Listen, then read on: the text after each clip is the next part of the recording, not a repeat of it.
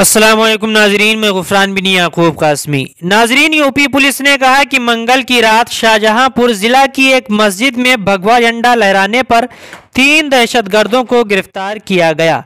22 जनवरी को अयोध्या में प्राण प्रतिष्ठा के बाद महाराष्ट्र में फिरका वाराना कशीदगी के वाकयात हुए।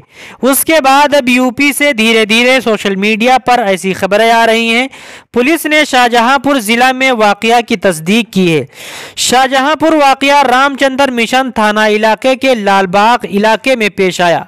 तीनों गिरफ्तार मुल्जिमान की शनाख्त अंकित खतेरिया, रोहित जोशी और रोहित सक्सेना के तौर पर की गई है, जिनकी उम्र 20 साल के दरमियान है।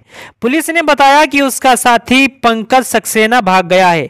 सत्या हिंदी के मुताबिक रामचंद्र मिशन पुलिस स्टेशन के इंचार्ज सीपी शुक्ला ने कहा, यह वाकया रात तकरीबन 8 बजे पेश आया।